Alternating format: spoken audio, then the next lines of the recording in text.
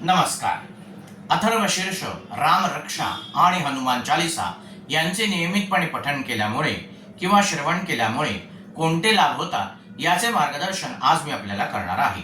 लहानपणी आईवडील आपल्याकडून रोजच्या रोज अथर्वशीर्ष, रामरक्षा आणि हनुमान चालीसा म्हणून घ्यायचे. याचे लाभ आपल्याला वेळोवेळी मिळाले. परंतु मोबाईलमुळे आजकाल असे होताना दिसत नाही. तर आपल्याला जे काही लाभ मिळाले ते आपल्या मुलांना मिळावे असे वाटत असेल तर आई वडिलांनी मुलांकडून रोजच्या रोज अथर्वशीर्ष, रामरक्षा आणि हनुमान चालीसा म्हणून घेणे आवश्यक आहे. श्री गणेश ही बुद्धीची देवता आहे.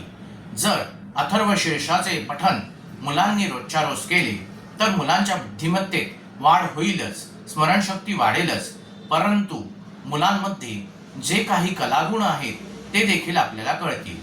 तसेच अथर्वशीर्षाचे रोजच्या रोज पठण केल्यामुळे मुलं जो काही अभ्यास करीत आहे तो अभ्यास त्यांच्या दीर्घकाळापर्यंत लक्षात राहू शकेल.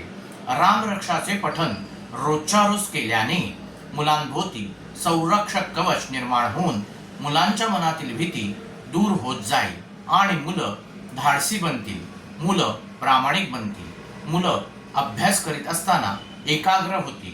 हनुमान ही शक्ती आणि सामर्थ्याची देवता आहे. मुलांना जगताना अनेक संकटांना तोंड द्यावे लागणार आहे.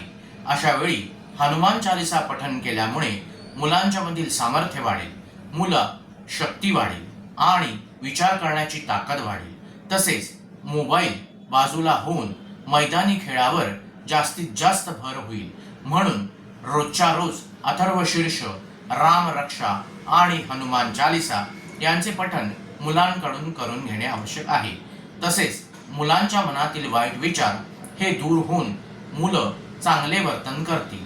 म्हणून आई वडिलांनी मुलांकडून रोजच्या रोज अथर्वशीर्ष, रामरक्षा आणि हनुमान चालीसा याचे पठण करून घ्यावे.